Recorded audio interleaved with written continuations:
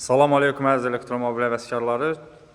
Yeni servisimizdən sizi salamlayıram. Bugün Tesla'nın motorunu Rəhim Usta ilə bərabər incələyib sizə təqdim edəcəyik. Salam elektromobil həvəskarları. Demək, istədim ki, bugün bir maraqlı bir video olsun. Motoru sizin üçün çəkək. Nə var bu Tesla'nın motorunun içində və bu necə qurulubdur? Bu ən son texnologiyadırmı, deyilmi və s. Burada sizin üçün sökmüşük, hazırlamışıq bir motor və motorun içəri hissələrini sökmüşük ki, ayrıca bir başqa motor. Sizə rahat olsun, hamısını görə bilərsiniz. Birinci, bu motordan başlayaq, sökülməmiş vəziyyətdə. Motor özü, gördüyünüz bu yastıqlar vasitəsilə travesi oturur. Bu hissədə rezerverdir. Burada yəni motorun bu hissəsidir. Motor buradadır. Burada abrotları, dövrləri, motor dövrlərini buradan sayır. Rezerver buradadır. Həmin bu hissədən. Sonra bu hissə isə bu hissədən. Burada isə maşının elektronika beynidir, motorun elektronika beynidir, invertorudur. Invertor burada 2 dənə yüksək gərginlikli giriş var. Yüksək gərginlikli girişin içərisində də baxsaq, görəcəksiniz 2 dənə sim var. Bu sim vasitəsilə bu yüksək gərginlikli kabelin qoşulduğunu motor təyin edir. Digər hissədən isə invertorun bu hissədən, invertorun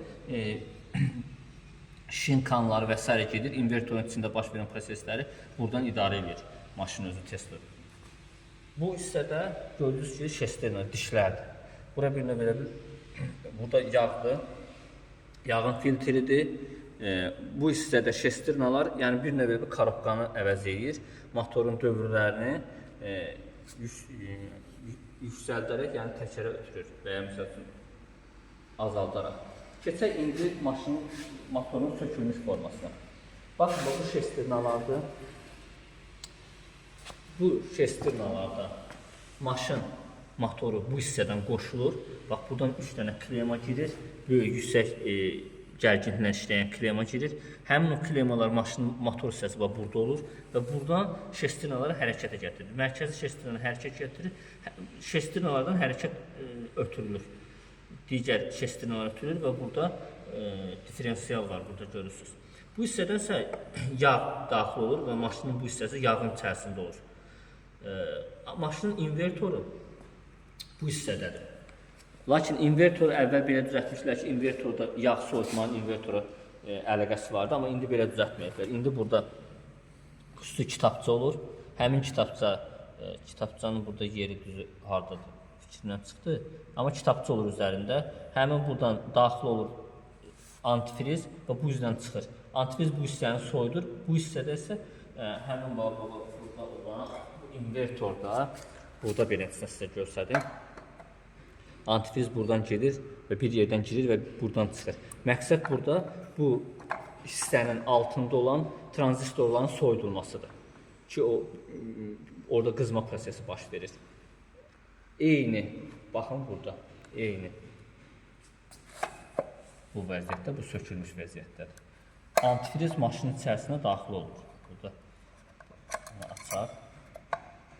Yox, bu da var. Silinməsi. Bağlamışıq ki, tökülməsin. Əlimizin altında, heç yoxdur. Və beləsinə. Sadəcə antifriz buradan keçir və buranı soyudur. Buranın soyması nəticəsində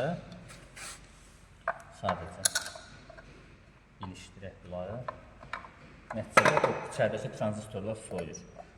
Bura 3 dənə kontakt bura gəlir. Yəni akkumulyatordan gələn enerji, yüksək gərginlik buradan daxil olur və invertorun içərisində tranzistorlardan keçərək invertor özü təyin edir maşının, motorunun durduğu bucağa uyğun olaraq buradan motora gərginlik verir. 3 dənə burada klemanı görürsünüz. Ondan sonra keçəyim maşının statorunu açalım. Baxın, bu maşının motorun bu hissəsidir. Baxın, bunu burada öndürən kimi bağlamamışdır. Motor görməyəcəz. Baxın, həmin o 3 dənə hissə buradan birləşir bura. Maşının bu statoru.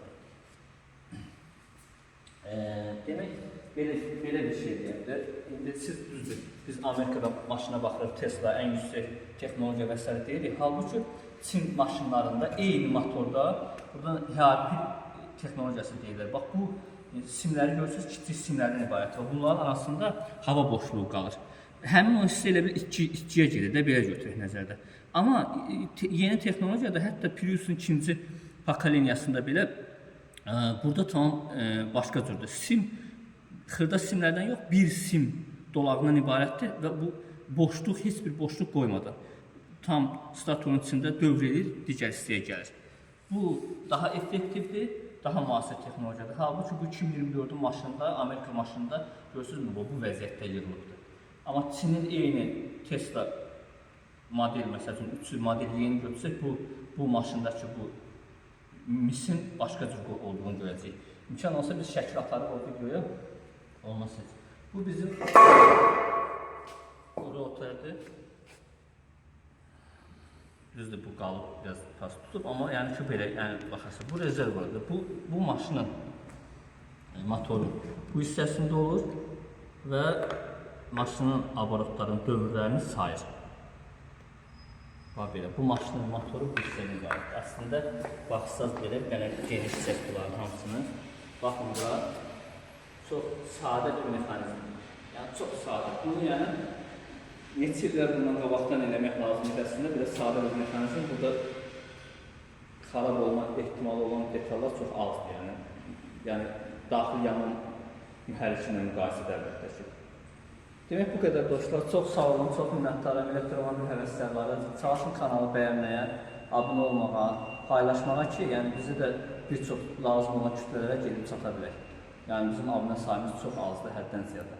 Və usta, qeyd edim ki, bizdə yaxın günlərdə bildiyimiz kimi servisimizdə ən yeni avadanlıqlar, maddələr mövcud olacaq inşallah. İnşallah mən... Hansı ki, tək Tesla deyil, bütün Çin elektromobil. İnşallah, yəni biz tək Tesla yox, BYD, Çang'an və Haval, digər maşınların, akkumulyatorların ki, halbuki onları xüsusi kireylə, termokireylə kireyləyirlər. Yəni bir dəfə istifadə üçün sakirə, yəni söküb hissələrini, bateriyanı söküb dəyişmək olur. Biz bunun üçün xüsusi avadanlıqlar, xüsusi maddələr gətirmişik. Həmçinin ən son aparaturlar gətirmişik ki, bu maşınları diagnostik edək, proqram yazmağı və s. üçün.